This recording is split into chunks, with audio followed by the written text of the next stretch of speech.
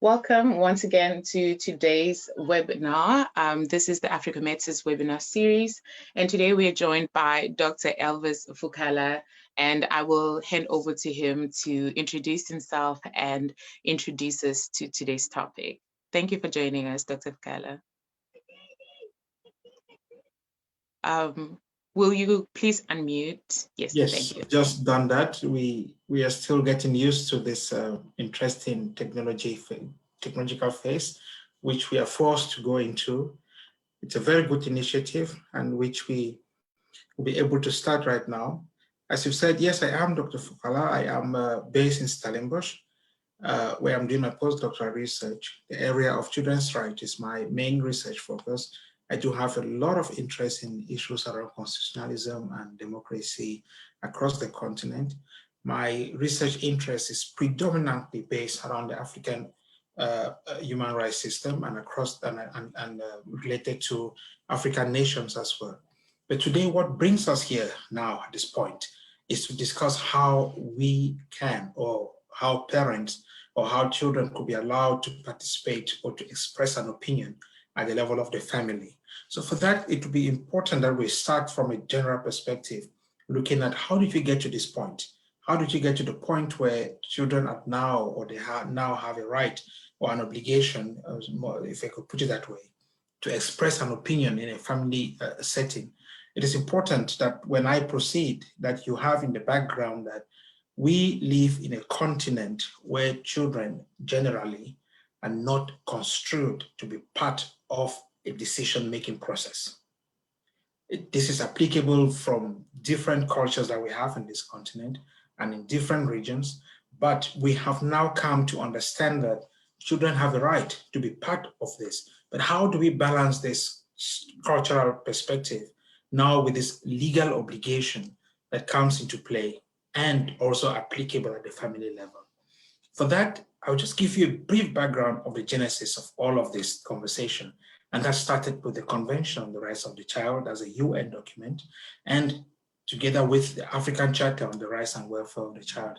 So we have these two legal instruments or treaties that are applicable in our continent. We are the only continent in the entire world that has two treaties of this nature, and that are two treaties that are designed to protect children's rights and that are both applicable in the continent. Other continents around the world, they might have charters here and there, they might have decrees in the national level, but when it refers to treaties, they have the Convention on the Rights of the Child. That's what they have. It's a UN treaty. But we have that convention, and we also have the African or the African Children's Charter, which is applicable. Now, these two instruments were the UN Convention on Rights of the Child took a long time for it to be designed, and the structure and all whatnot. That took a long time, almost 10 years for that to happen. And then it took about 9 months for ratification to take place. I'm mentioning this because the reverse of this is that the African Children's Charter took a very short time, about 9 months, for it to be completed. And this was easy because we already had the UN structure. So those who were at the forefront of working on the African Children's Charter just had to take some provisions from that UN structure and do what we call copy and paste, and maybe change one or two things here and all of that. But for our charter to come into force, it took almost 10 years. So there's a reversal if you look at it in terms of the longevity and the documents coming into force. It took almost 10 years to come into force. But that said, we now have both instruments in the continent. They are both applicable. The UN, the United Nations Convention on Rights of the Child, has been ratified by all African states. That has to be noted, by all African states. And at the moment, with the African Charter, we are sitting at about 48 African states that have ratified, and we have a couple that are still looking into signing and then ratifying. The conversation of why we still have these disparities and all of that, we will get to that in a different day. But what is important is the content of these two instruments. They are very similar in most cases, and in some cases they are different. But all of that, we have come as Africans to celebrate these two instruments as applicable in our continent, and especially in countries that have ratified both instruments. South Africa is one of those countries that has ratified both instruments. And so too, you have so many other countries across the continent, as I mentioned, about 48 of them, who have ratified both instruments. But if we now look deep into these instruments, this is where the definition of who a child is comes from. These are the instruments that set the boundaries on who a child is. We have now come to know and accept that a child is anyone below the age of 18. But there's an interesting caveat if you look at the Convention on the Rights of the Child, which states that a child is anyone below the age of 18 unless the person attains maturity earlier. So the African Children's Charter does not have that. It is clear it is everyone below the age of 18. It doesn't have that caveat which the CRC has. Now, what is important here is to note that the caveat, that is what has now led to many national laws that allow people or children below the age of 18 or people below the age of 18 to get involved in certain activities like driving, where you can drive at the age of 16. In some countries, you can even vote in some municipal elections later than if you are not, even though you are not 18 yet. So we have that. But what is important now is to look now that we know who a child is, we know exactly what is who is referred to as a child and the limitations that a child has based on these two instruments. Other African countries, just like international law requires, have now gone up to domesticate the provisions of these two treaties. Almost every African country, not even almost, I think all African countries have domesticated some provisions or most of these two treaties into national laws. Some have even gone further, besides indicating in constitutions, as South Africa has done. Some have gone further to have several children's charters and acts that have a range of rights almost similar with the international treaties, but that speak to the experience at the national level.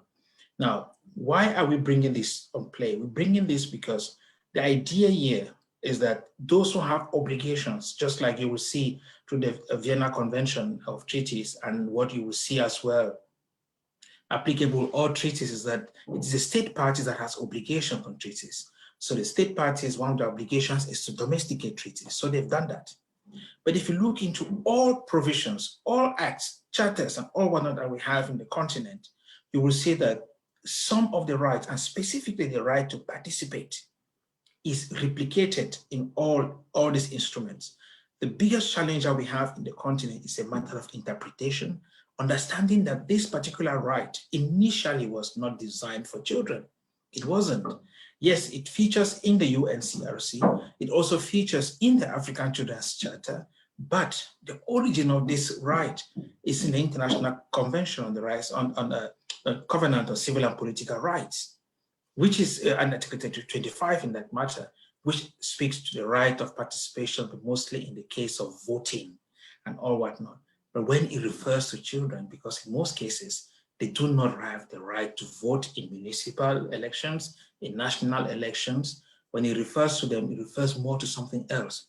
It refers to an opinion in a decision-making process in any matter that concerns the child. There are so many matters that concern children. But where the family now comes into play in this particular instance is that most of the events that take place in the child's life, most of them happen at the level of the family. Both instruments do not give direct obligations to the family setting. Both instruments do not mention parents as duty bearers when it comes to protecting the specific right. They do not mention that. But if you look on both instruments from a general perspective and take into consideration the fact that almost all provisions in these two instruments are inundated with parental obligations, then you can start making an argument that there is something here about the family and that a family should have an obligation to also protect the right. The duty is not only on the state party alone, but that family should start having obligations as well to protect the specific right. And here we are referring to the right to participate, the right for a child to have an opinion, the right for a child to be heard in any matter that concerns the child. What these two treaties present in this particular right, I'll put it in two ways. Simple two ways is that one, the child has a right to express an opinion. Two, parents, the state, any person in authority has an obligation to listen to the child and to make a decision, a balanced decision that is in the best interest of the child and no one else. So you have these two phases of structure. The way I have broken it down to two only with this particular right is that the children have the right, meanwhile the authorities have the obligation to ensure that it happens. But if you look in our own setting, and now we are now getting to the point where we speak about what is happening in the family, parents also could say we do not have to report on these issues. But as I've said before, if you look at most of the events in a child's life and what happens in any child's life is that most of these events happen at the level of the family. In fact, the impact of what happens in a child's life at the level of the family has an immediate effect on the child's development in many ways. So it is important that the child express an opinion in decision-making processes, what to wear, what to eat, or the school to go.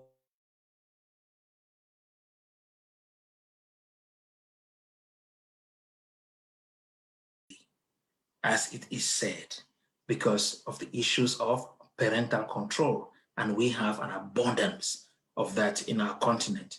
We have an abundance of parental control where most of our parents are possessive.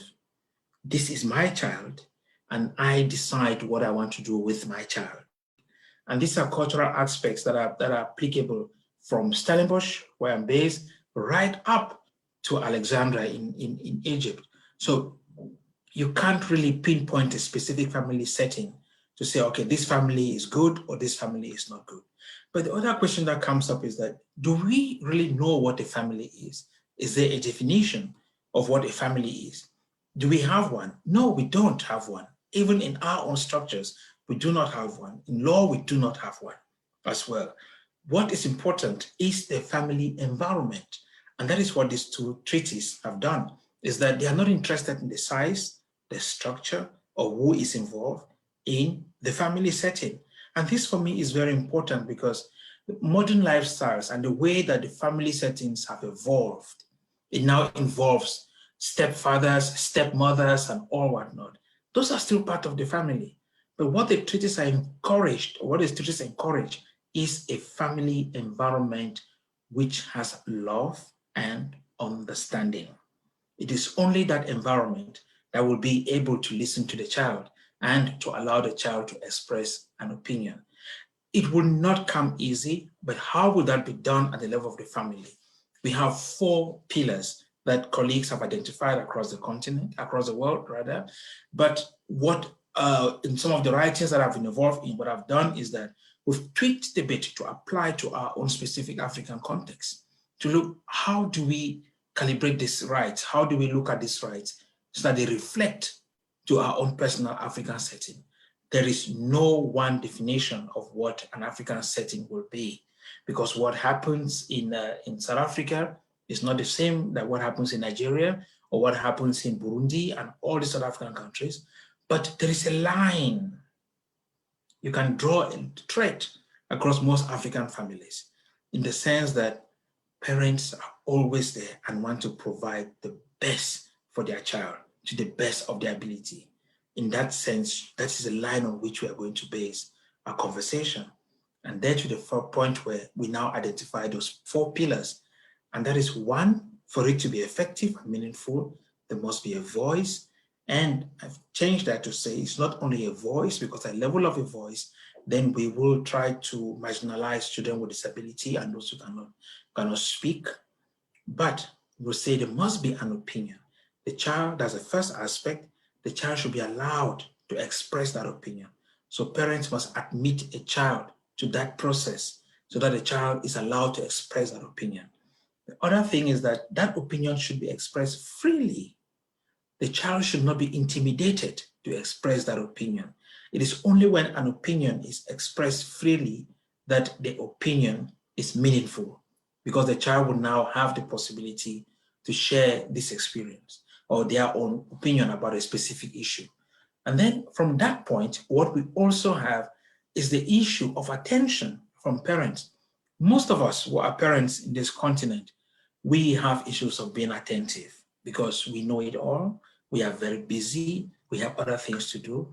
But it's important that we pay attention to the opinions that are expressed by our children. What is important here is that the obligation that international law provides for parents and states at the level of the family to be able to give due consideration to the opinion of a child, that becomes very, very important, because if you do not pay attention to what the child is saying, then you will not be able to provide a balanced opinion or a balanced consideration. Now, you also have the situation where a child might want to take an entire day to express an opinion. Remember, we said the opinion must be freely expressed. So in that sense, you can leave the child. Some children express their opinions with drawings. Some express their opinions in a mood. If you tell a child to have ice cream and the child says, no, you need to understand how to appreciate that opinion expressed by the child at that point. And then from that point, parents now have an opinion, and that is now the duty now to now give a decision in that particular process. But the child also needs to be involved in the process. The audience that is also required is the presence of parents. Parents don't need to be everywhere or doing other things while the child is expressing an opinion. It ties very well with the issue of being attentive. And then at the same time, the setting, the place, and the environment in which the child is invited into the decision-making process to express an opinion, that environment must be child-friendly. Now, we can't sit in Cape Town, sit in Johannesburg, or in Nairobi, or whichever city that we have, or Addis Ababa, and then expect that every part of the continent, parents will have a room with toys and paint and all whatnot. No. In some of our rural settings, in some of our traditional settings, we must take them into consideration, because we also have children in those settings. In some of our traditional settings, the space that we provide for children, or the setting that will allow a child to express an opinion, should not be limited to 4 walls. It can also be under a mango tree, it can be on the corridor, it can be anywhere. But what is important is that wherever that a child is allowed to express his opinion, there shouldn't be any element or anything that would intimidate the child in that process of expressing an opinion. Now, we now get to the point where we look at, but how easy is it? It is not easy. It is not easy in most African settings.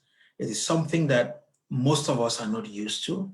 So we try to appreciate the fact that yes, a child can express an opinion on many other things, but you will quickly remember or note that there are certain instances where parents are the ones who actually encourage children to express an opinion. Why? Because in those instances, that opinion is beneficial to the parent. And one example is the issue of divorce, where it is also required in civil matters that a child's opinion will be ascertained in order to grant custody to one of the parents and all whatnot.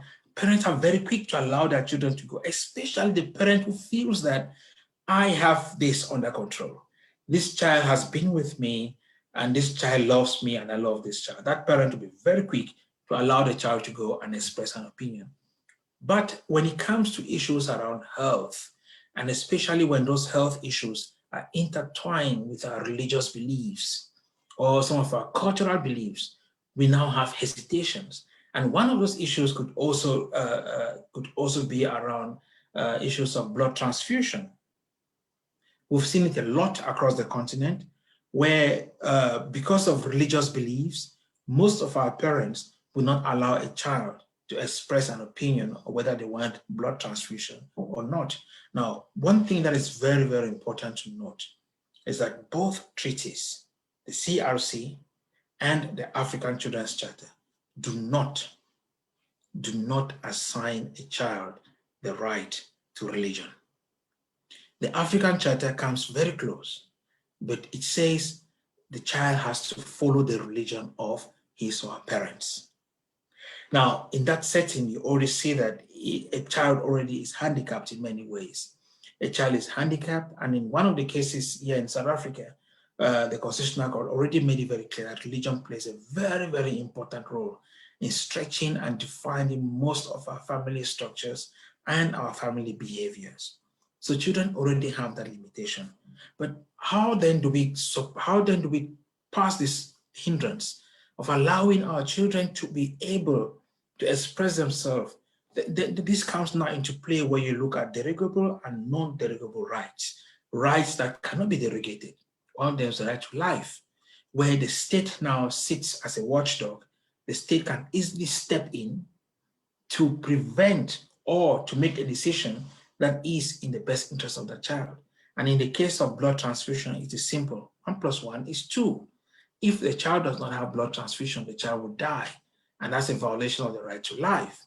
So when the state steps in to prevent that from happening, the state is adhering to its own obligation under international law, and especially in this context, under international children's law.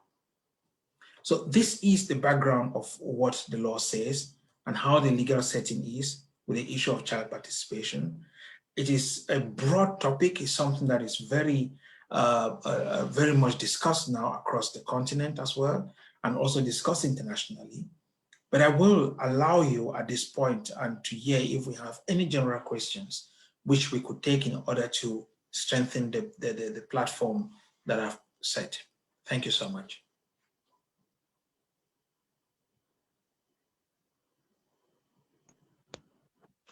Thank you, Dr. Fokala. That was very informative.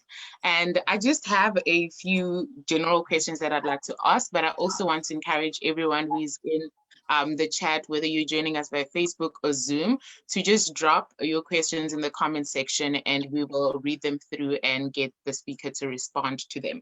But on one of the last things you just said now was that the state can intervene should the parent's religion or cultural beliefs be against something that is basically threatening the life of the child.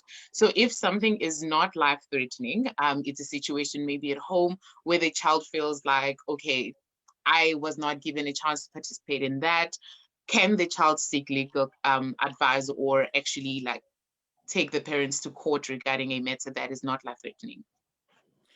Thanks for your question. One thing that you need to take home as well is that the state will not have an immediate or direct access into the family environment in order to control such a situation. What the state does is that the state is sitting as a watchdog. So it is important, and when the state steps into the family environment to correct such an issue, or if the child complains, then the state is coming to restore the best interest of the child and no one else. That's what the state should do. So in situations where we have, and the right is not a right that says it's a must, that it must happen. In a situation where it shouldn't happen, it is in a case where parents have all actually decided or judged the fact that it is not in the child's best interest to be involved in that decision-making process.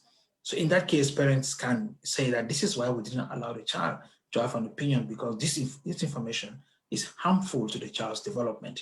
That is acceptable. Then you also have a situation where parents can take a decision which is not punitive, a situation which in a way is also a bit educative or training. I'll give you an example. You tell a child who wakes up in the morning and doesn't make up their bed, you tell the child that you must make up your bed every morning before you have breakfast. Now, that is a simple decision-making process where the parent has made a decision about bed making and before taking breakfast. Remember that the parent is not saying that you will not take breakfast if you do not make your bed. But before having breakfast, you have to make your bed. If the child decides to say, no, I want to have my breakfast first before I make my bed and all whatnot, so this is where the dialogue now comes, and the parent-child relationship is very, very important in this case. A parent-child relationship that is trustworthy will be easier to manage in this case, and you will find the child that, remember, there are two things here, the breakfast and the bed. None of these parties is saying that we will not do both. It's just the process of what comes first. The child wants to have breakfast first before making the bed. The parents want the child to make the bed first before having breakfast. So there is need for compromise. And that is what comes in what you call evolving capacity under international children's rights, where if you're maybe specific, you look at Article 5 of the Convention on Rights of the Child, which speaks to parental obligation, where a parent is able to assess a child's reasoning and judgment. If the parent is happy with the fact that even though the child will have breakfast and then make the bed, then the parent should allow the child to go that route and make it, because it doesn't change the end result. Both will be done. But if based on previous experience, the parent knows that after having this breakfast, the child will not make that bed, then that's where the parent will impose. The child will report wherever they want to do that. They will not pass the case, because it is not a punitive decision. It is not. It is more of an educational decision making. But in a case where a parent will apply a punitive decision without consulting the child or without taking the child's view into consideration, then in that case, when the state intervenes, the state has to decide on what is in the best interest of the child. And that is what should happen. And how, I don't know how to frame the question, but like, are there instances where you can say that, okay, maybe there have been cases where it was in the best interest of the child, however, the child felt, no, this, so maybe let me rather phrase it like this. At what age do we start taking into consideration these opinions of children? Because a smaller child may not really know what's in their best interest, but an older child who's maybe 17 may have a better perception of what is in their best interest. So at what age do we start taking that into consideration, these opinions? So even though we have the definition of who a child is, it is important to note that Article 12 of the CRC, which speaks about child participation, Article 4 sub 2 and 7 of the African Children's Charter, which also speaks about child participation, do not have any age limit. They do not specify at what age a child should be allowed to speak. But I'll give you one example, maybe two examples, and this is case law examples, where it was also argued that a child at the age of 16, for example, should be already at a level where the child is able to know what is good for them in order to make their own decisions, or where parental responsibility is relaxed and where the child takes more dominance in making a decision. So because there's no age specification, every child from birth is allowed to participate. And for those who have kids, they will agree that there are instances where a child of 2 months, a child of 3 months, doesn't want to have breast milk. That is a form of participation. It's through actions. The child is not expressing an opinion. But when you force the child to have breast milk or to have a custard, and the child says no, does this, or the child takes it in and spits out the next minute, that child is expressing an opinion. And that is one of the platforms that make us know that it is not only through voice, it could also be through actions. So if you look at babies and the way they grow, you will know that allowing a child to express an opinion doesn't only mean that you start considering that from the age of 5, but there are exceptions. There are exceptions that the child's opinion will not be taken into consideration. And this is especially in cases where the decision where the parent is making is in the child's best interest. Earlier on, I gave an example of blood transfusion. We can also flip that to speak about COVID. For example, to speak about COVID and the vaccine, where you have a child who says, I don't want to take the vaccine. I don't want to take it. Yes, we are aware that the president has said no one will be forced to take the vaccine. But a child of 5, when the vaccine is available for the child of 5, or a child of 4, or a child of 2, you have to note that parental responsibility and parental authority for a child at this age is higher and stronger than the same applicable to a child of 16. So at that age, the state will listen more to the parents. What do you think is good for this child? So the state will say it is good that the child has a vaccine going forward.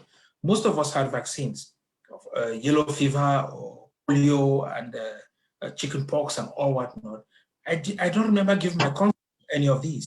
I never gave any consent to be vaccinated for chicken pox. But my parents made that decision for me. My parents made that decision. It's only when I grew, that I became an adult, that I realized that, oh, I already had this vaccine. I already had it. But if you look at it long run, it was a good decision. Remember, the final point is the most important issue, not the final point, but the most important issue is that whatever decision that is made to allow the child not to have a vaccine or to impose the vaccine on the child, that decision must be in the best interest of the child. And in health issues, parents seem to have a lot of powers, because especially in instances where the child is severely injured or the child is severely unwell and the child cannot express that opinion or has any way of expressing that opinion, the doctor, that's a state agent that is in place, or the physician, or the parents that is also in place, will work together to decide on what is in the best interest of the child. The doctor represents the state, and the parent is there as someone who has a stronger emotive connection with the patient and as a child. And as you are speaking, I'm beginning to wonder, because parents have both responsibilities and rights towards their children. So specifically in South Africa. So now I'm wondering, so this 16-year-old child who has, well, he has criminal capacity, so he can commit a crime and even be arrested. So basically he's like a semi-adult, right? He or she's a semi-adult. So if these decisions that the child is allowed to participate in are, say the parents are persuaded into agreeing to that, who is then responsible for the consequences thereof? Is it still the parents who have the responsibility, or the child himself? I think you've shifted the conversation now to a criminal situation, and where we have criminal liability and all whatnot. Remember, there are levels as well with incarceration and criminal liability with children. There are all levels of how we can incarcerate a child or take a child through a criminal process. Children have courts. There are children courts in most of our countries now, where the setting is more child-friendly and children are allowed to express an opinion, or the court is able to ascertain if it is in the best interest of the child. What you might have seen or should have seen on TV these days is that where it is not in the best interest of the child, in most cases it's not, so the child is not filmed in court, the children's court is not something that cameras go in, no. It's also to protect the dignity of that child and all whatnot. But when it comes to a criminal matter where the child is maybe the first suspect, let's say a child of 16, yes, that child has criminal liability, where the child of 16 is involved. In that particular case, the child has to go through the process of investigation. But you will also notice that the way that the police will investigate those issues is that they will always go with social workers, because they are dealing here with children and psychologists and all whatnot. And when the child appears in court, it's a different process. It's more of a relaxed and friendly process where the opinion of the child is gotten. Parents cannot stop the state from investigating a child who is a prime suspect of an issue. In that case, there's need for collaboration. The state needs to also treat the child in a child-friendly manner and not in any way intimidate the child to get the information. So in that case, it will happen. But when it comes to a younger child, younger than 15 or 16, and this is a child around 5 years old who has been accused and all of that, in most cases, it won't hold, because across the board, most of those children do not have criminal liability. So in most cases, it will not hold. But they might try to establish, they will not send the child to prison. They might have to find better ways. The state, the main obligation of the state in such an instance, and that of parents, again, comes to the point where it has to be in the best interest of the child. Remember that one of the underlying ambitions of these treaties is to ensure that a child grows in a progressive family environment, or a progressive environment that enables a child to develop properly. So if going to prison will not help the child, then the child should not go. And the state has the tools to make that decision. And I understand that with everything related to children, the underlying factor is it must be in the best interest of the child. So how do we educate the family now? Like you said, the state doesn't really have a direct input or a direct impact on what happens within the families. So how do we then educate the parents to say, okay, this is not being disrespectful, this is a child expressing their opinion? How do we get to that point? This is a very good question, because now that we are here where families also have these obligations, so there is need for some form of re-education. And for me, what I've argued before elsewhere is that going forward, we need to look at future parents, because those of us who are parents today and those of us who are parents tomorrow, we are two different things. Those of us who are parents today, in most cases, we are able to administer parental care, parental doctrines, parental authority on our children best as we were taught, or best as we experienced it. And going back 15, 20, 40, 50 years ago, we didn't have this environment where children are easily invited, where children are called to be involved in all these issues. We didn't have that. But now going forward, where we are now insisting on the issue of allowing children to participate and for children to express an opinion in an issue that concerns them, it is important that the state will come in here to provide infrastructure. Now, we have trainings that take place already, and this is issues of caring for a child when the child is born and all whatnot. All of that, the state could just include that into the curriculum of what happens at that state, to understand that even though the child is born of a particular set of parents, the welfare of the child generally lies in the shoulders of the state. Remember the issue of education, the state has powers over that. Remember the issue of healthcare, the state has powers over that, because the state has an obligation as well at that level. The parents have the primary obligation. And that is important, because they are the ones who provide the immediate needs and the immediate concerns to the child. International law is, of course, aware of that and notes that very well. And that's why you see that on almost every statement or every provision in the Convention on Rights of the Child and the African Students Charter, you will see parental obligation. You see parental obligation mentioned there. So they are cognizant of that. They are aware of it. But the state has a duty to provide such training, because the state has the financial ability, or the state has the resources to create such centers, even in our communities with our chiefs and our family heads or the community leaders. The state has all those authorities. And today we have children in parliament sessions. Those are all platforms. Those are all platforms that the state has put in place in almost all countries to allow children to express their opinion on certain issues that concern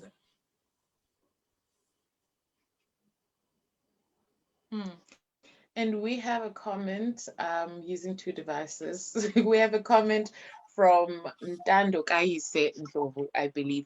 And she says that there is a need to unlearn and learn of parenting within the African context. Some creative parental care is needed. I agree with that. And you were saying? Yeah, absolutely.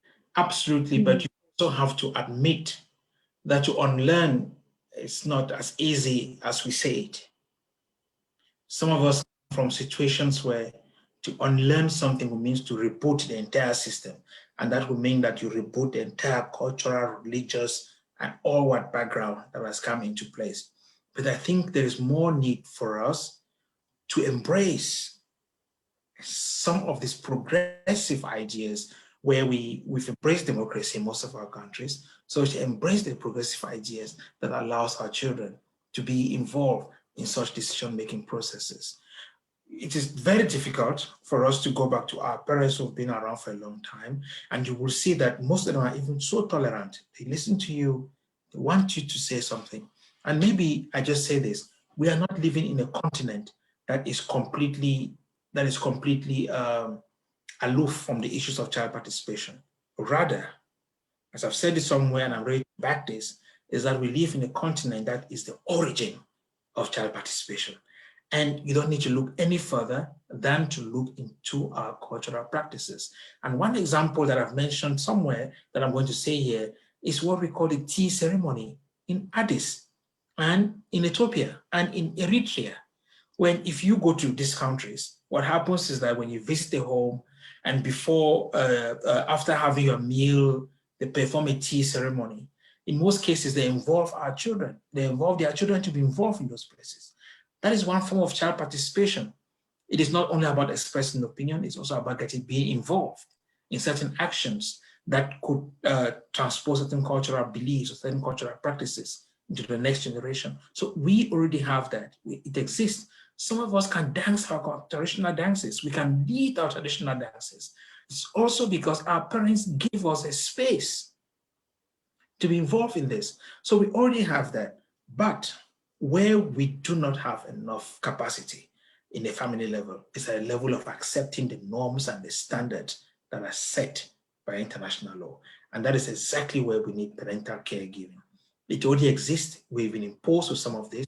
There's a competing platform of parenting in Africa already.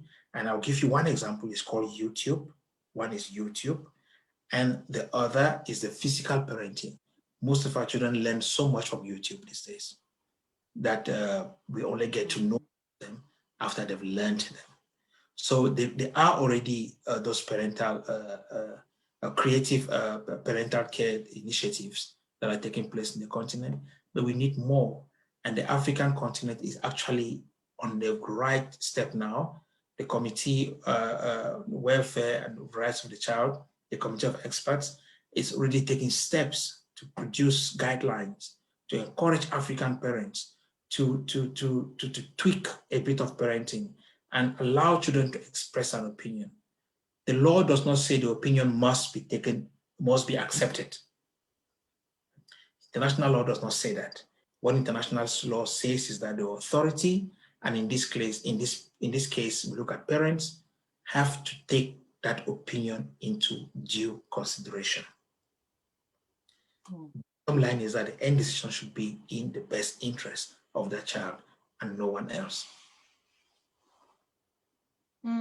And I mean, I have a not so professional question, but I'm thinking now of a parent who may be thinking, but I raised my kids more or less without allowing them to disrespect me by telling me what to do in my house, but they turned out okay, right?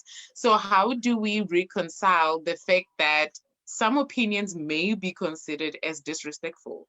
How do we reconcile that? Because, you know, some of these international laws don't really translate well into a lot of cultural settings. So how do we reconcile the difference between the international and the cultural? One aspect that international law is struggling to grapple with now, and which is, in my opinion, strongly African, is the aspect of respect.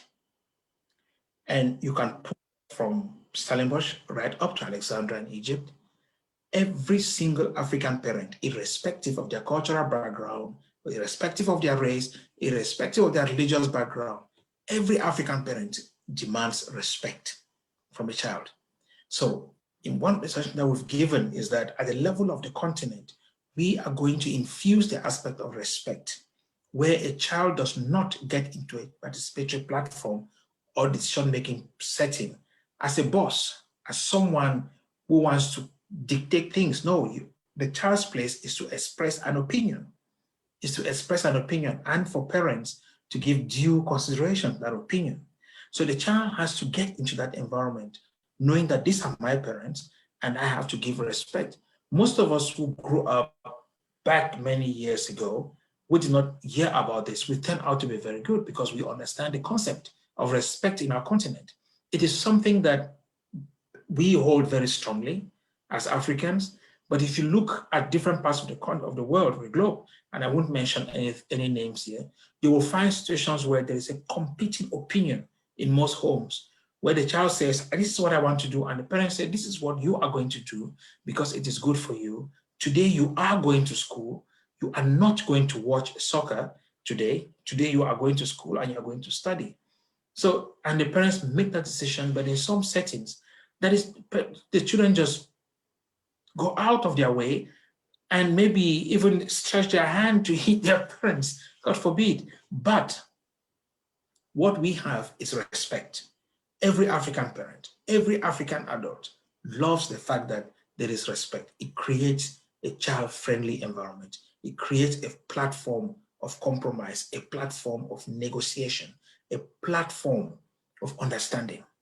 So if that ingredient is not in a particular family setting, then there is need to investigate how the parent-child relationship is. The moment a parent-child relationship is built around respect of the parent, is built around love, is built around understanding, I promise you there will be respect, where the child will know, okay, this is my parent, and I know that they know what is good for me, because they also have the obligation to ensure that all decisions that they make is in my best interest. And my last question, I'm just going to do a quick time check.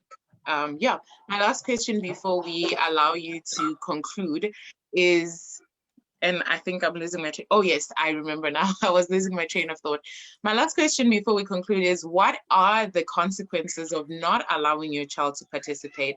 So has there been research done to show some of the consequences of depriving children of the right to participate? Thank you. The consequences are plenty. One of them, I will start with the fact that then you have not, if you do not allow your child to participate, point number one, you are not teaching your child how to listen to others. Because when a child is involved in a participatory process, the child is also educated indirectly to listen to others' opinion. That's the first one. The second one is that you are not teaching your child to be able to articulate or to be able to form and express or form and communicate an opinion. It starts from the house. It starts from the home. A child who knows how to speak to their parents, a child who knows how to think or formulate and communicate an idea or an opinion will definitely take that into the public space when a child is allowed to do that.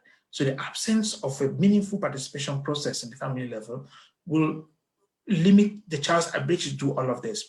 The other thing that it will not also, with the disadvantage of not allowing it to happen in the family level, is that it will not also empower your child to know exactly what they want and how decisions are made, or how opinions, or how to compromise on certain issues. So there are so many benefits of allowing our children to be able to participate.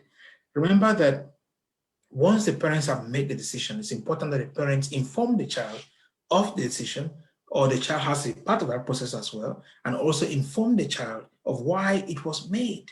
In that sense, it tells the child, the reason why I didn't have X, B, A is because these things are not good for me at the moment and possibly in the future. Most parents say, don't worry for now, you will not have it now, you will have it tomorrow. It's because at the moment it is raining, it is cold, and ice cream is not good now.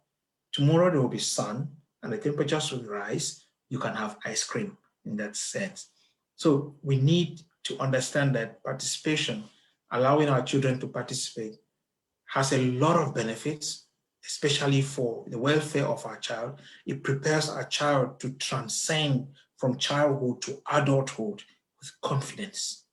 It prepares our child to approach the world, the society that we have, with a lot more confidence and knowing exactly what they want, and knowing exactly to ask for what they want, and knowing exactly to take and to receive and to appreciate their decisions.